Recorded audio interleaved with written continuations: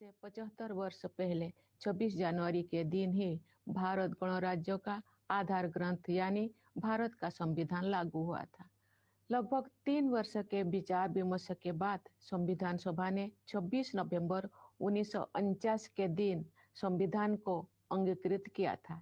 इसी उपलक्ष्य में 26 नवंबर का दिन वर्ष 2015 से संविधान दिवस के रूप में मनाया जाता है।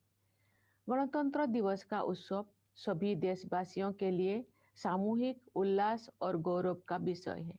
ये कहा जा सकता है कि किसी राष्ट्र के इतिहास में 75 साल का समय पलक झपकने जैसा होता है, लेकिन मेरी विचार से भारत के पिछले 75 वर्ष के संदर्भ में ऐसे बिल्कुल नहीं कहा जा सकता है। ये अकालखंड है जिसमें लंबे समय से सोई हुई भारत की आत्मा फिर से जागी है और हमारा देश विश्व समुदाय में अपना समुचित स्थान प्राप्त करने के लिए अग्रसर हुआ है। विश्व के प्राचीनतम सभ्यताओं में शामिल भारत को ज्ञान और विवेक का उद्गम माना जाता था, लेकिन भारत को एक अंधकारमय दौर से गुजरना पड़ा। औपनिवेशिक शासन में अमानवीय शोषण के कारण देश में घोर गरीबी व्याप्त हो गई। आज के दिन सबसे पहले हम उन शूरवीरों को याद करते हैं जिन्होंने मातृभूमि को विदेशी शासन की बेड़ियों से मुक्त करने के लिए बड़ी से बड़ी कुर्बानी दी। उनमें से कुछ स्वाधीनता सेनानियों के बारे में लोग जानते हैं, लेकिन बहुतों के बारे में उन्हें जानकारी नहीं थी। इस वर्ष हम भगवान बिरसा मुंडा की 150वीं जयंती मना रहे हैं। वे ऐसे अग्रणी स्वाधीनता सेनानियों में शामिल है जिनकी भूमिका को राष्ट्रीय इतिहास के संदर्भ में आप समुचित महत्व दिया जा रहा है। 20वीं सदी के आरंभिक दशकों में स्वाधीनता सेनानियों के संघर्षों ने संगठित राष्ट्रव्यापी आंदोलन का रूप ले लिया। देश का सौभाग्य था कि महात्मा गांधी, रविंद्रनाथ टैगोर और बाबा साहेब आम्बेडकर जैसे महान विभूतियों ने हमारे देश के लोकतांत्रिक मूल्यों को फिर से जीवंत बनाया।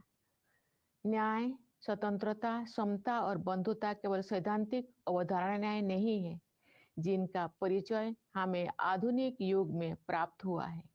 ये जीवन मूल्य तो सदा से हमारी सभ्यता और संस्कृति का अंग रही है। नव स्वाधीन भारत के संविधान और गणराज्य के भविष्य को लेकर जो आलोचक संदेह व्यक्त करते थे, उन लोगों को इन्हीं जीवन मूल्यों के बल पर पूरी तरह से गलत सिद्ध किया जा सका।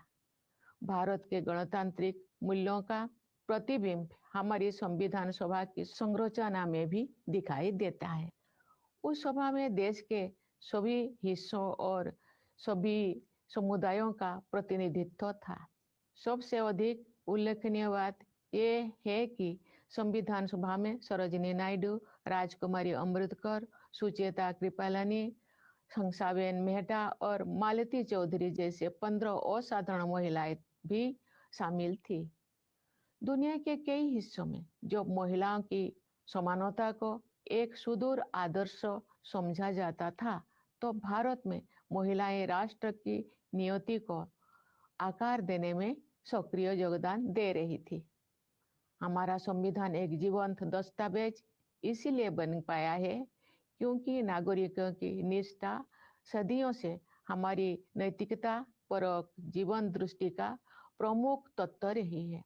हमारा संविधान भारतवासियों के रूप में हमारी सामूहिक अस्मिता का मूल आधार है, जो हमें एक परिवार की तरह एकता के सूत्र में पिरोता है।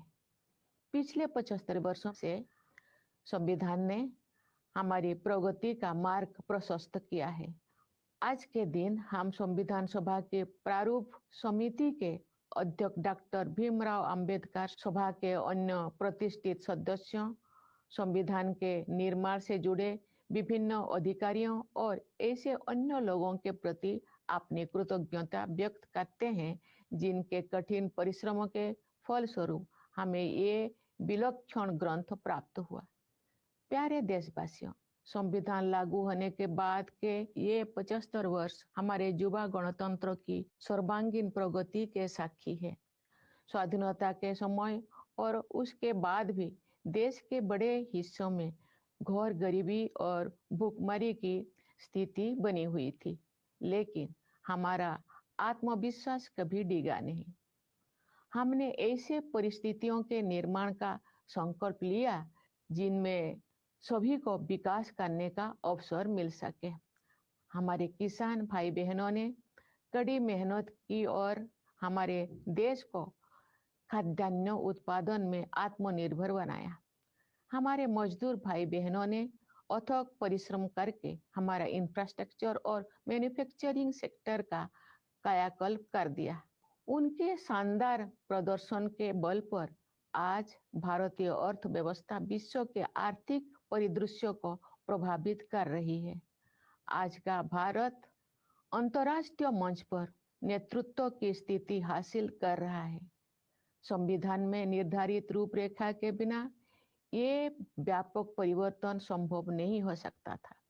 हाल के वर्षों में आर्थिक विकास की दर लगातार ऊंची रही है, जिससे हमारे युवाओं के लिए रोजगार के अवसर पैदा हुई है। किसानों और मजदूरों के हाथों में अधिक पैसा आया है तथा बड़ी संख्या में लोगों को गरीबी से बाहर निकाला गया है। साहसिक और दूरदर्शी आर्थिक सुधारों के बल पर आने वाले वर्षों में प्रगति की ये रफ्तार बनी रहेगी। समावेशी विकास हमारी प्रगति की आधारशिला है, जिससे विकास का लाभ व्यापक स्तर पर अधिक से अधिक देशवासियों तक पहुंचता है। सरकार द्वारा वित्तीय समावेशन को सर्वोच्च प्राथमिकता दी जा रही है।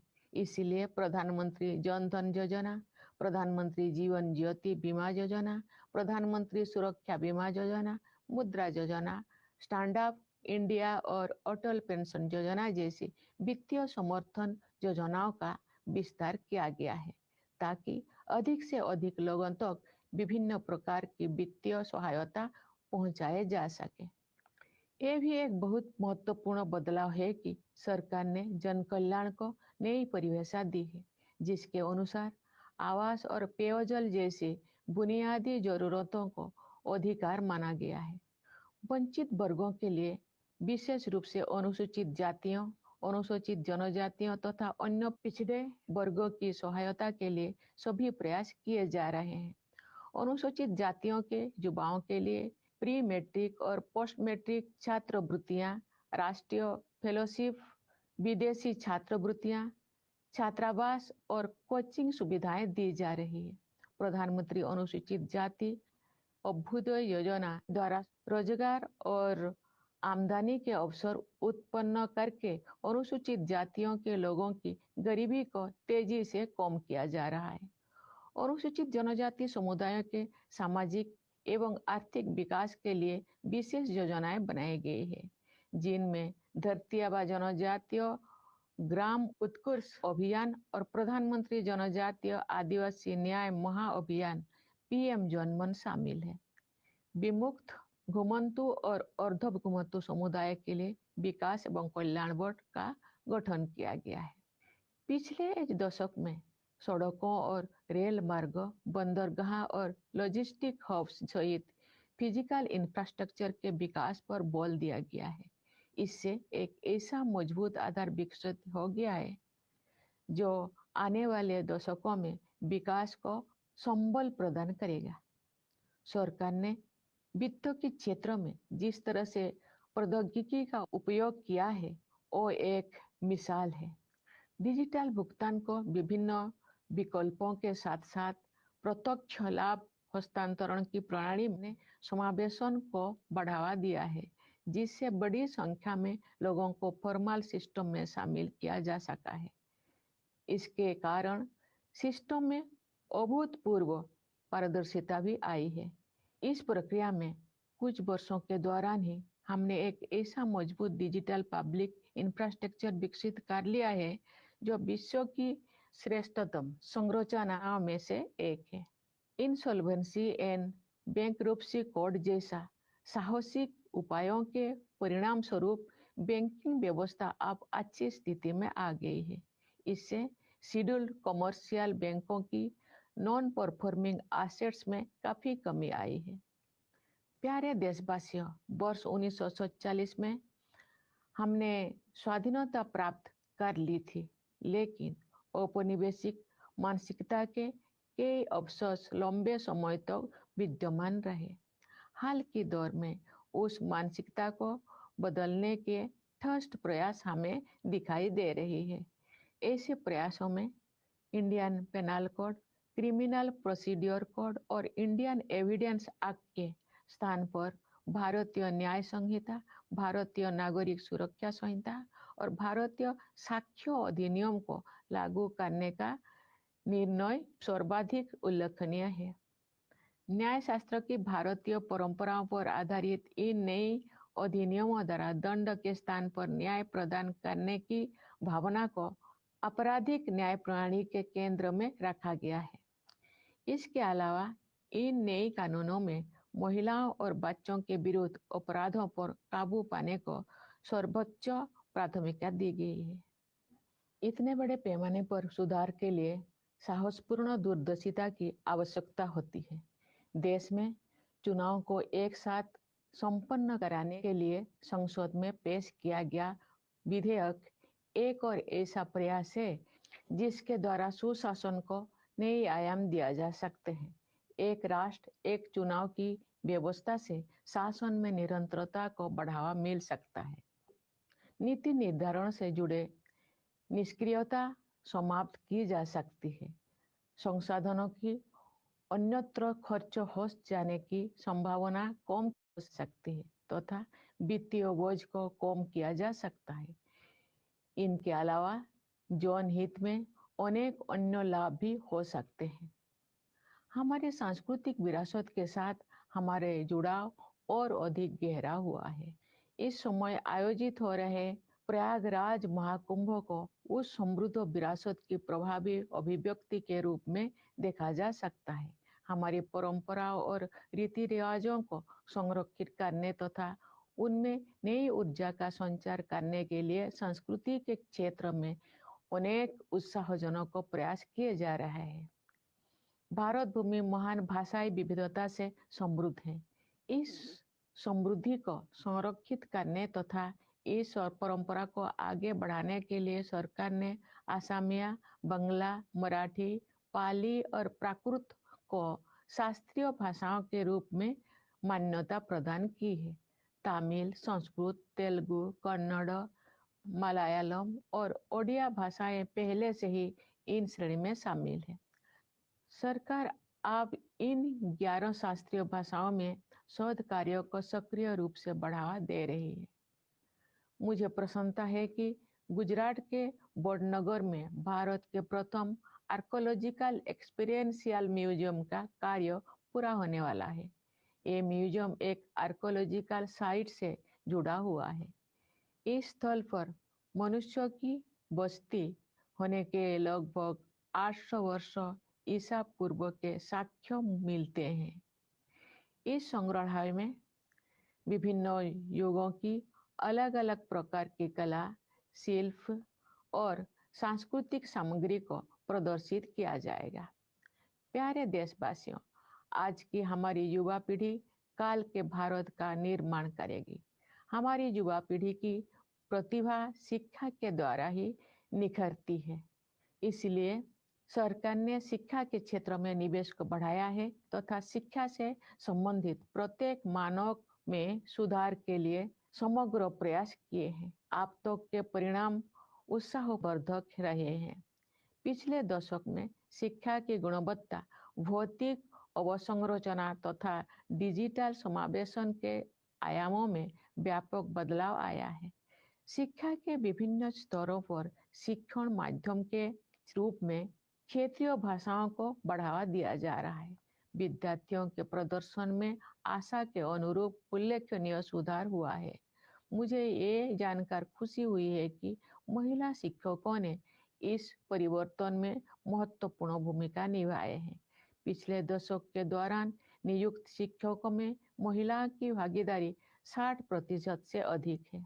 व्यावसायिक शिक्षा और कौशल विकास का विस्तार तथा इन्हें मुख्य धारा में शामिल किया जाना स्वागत योग्य उपलब्धि है। इस प्रक्रिया को आगे बढ़ाते हुए आप हमारे युवाओं को योजनाबद्ध तरीके से कॉरपोरेट सेक्टर में इंटर्नशिप के अवसर प्रदान किए जा रहा है।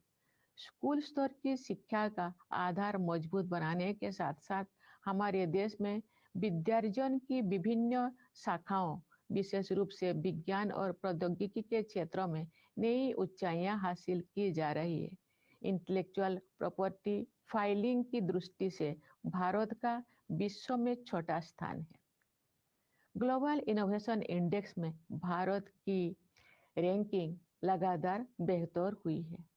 वर्ष 2020 में भारत 48वें स्थान पर था। स्थिति में सुधार करते हुए वर्ष 2024 में भारत 39वें स्थान पर आ गया है।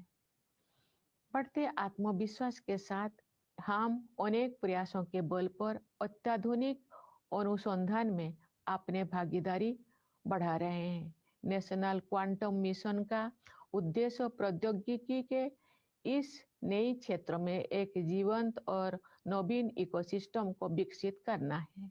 एक अन्य उल्लेखनीय शुरुआत national mission on interdisciplinary cyber physical system से संबंध है।